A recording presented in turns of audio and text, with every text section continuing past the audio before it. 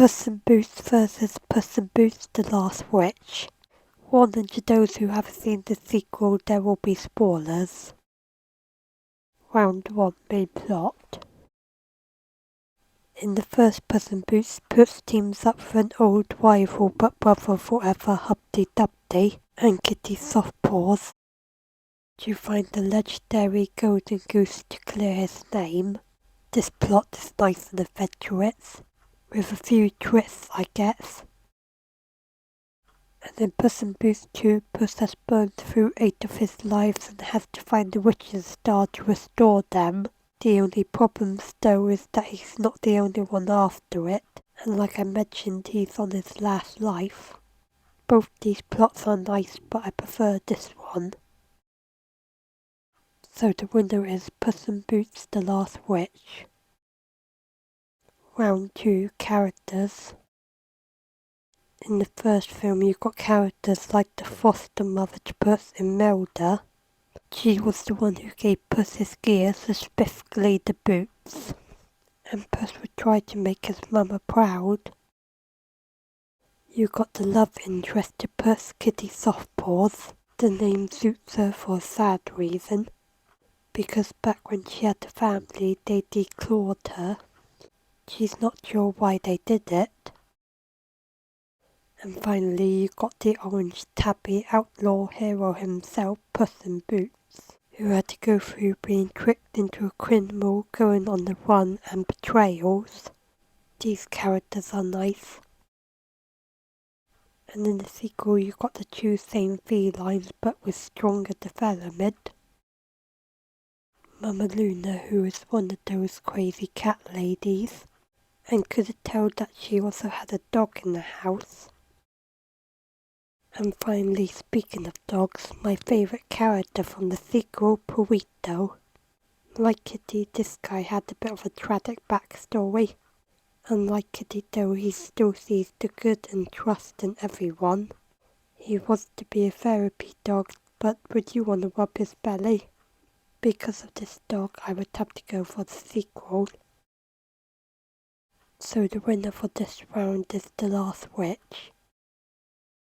Round 3 villains and antagonists. I'm talking about both because some specifically in the second are the actual villains. In the first one you got Jack and Jill, who are definitely not like their poem counterparts. These guys are more secondary villains rather than the actual villain. That honour goes to Humpty Dumpty, who is the brother forever yet betrayer to Puss. Even though he betrayed Puss, I do understand both sides of the story, and I do like him. Deep down there is a good egg in him, literally. And in the sequel you got the main villain, Jack Horner, who for 21st century kids nursery rhyme might not be as well known as stuff like Goldilocks and the Three Bears. You would definitely not want this guy as your boss. Speaking of Goldilocks, you've got Goldilocks and the Three Bears, who are more antagonists than actual villains, and they're a good family. For example, after learning that Goldie was the wish for a real family, despite being heartbroken, they still helped her. These guys definitely make a good team and family. And as Burrito put it, Goldie won the orphan lottery. Quick mention before moving on, when I went to see it, I was impressed I was able to tell they were all British, just like where their story originates from.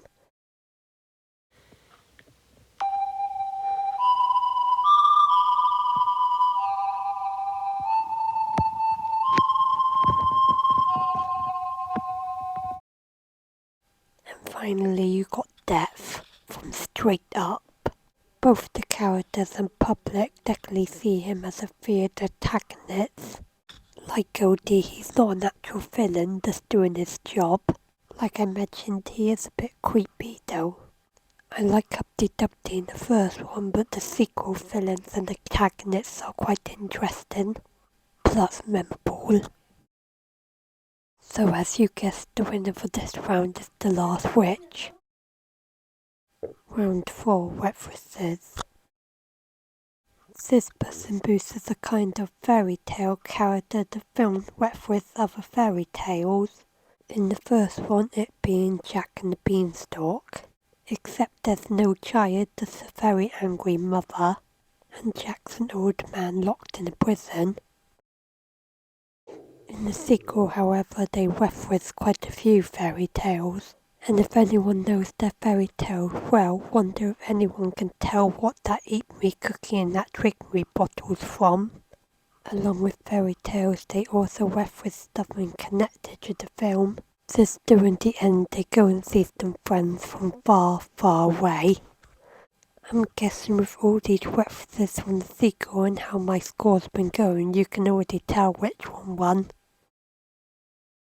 So yet, once again, the sequel was the winner, plus the overall winner. The end, my amigos.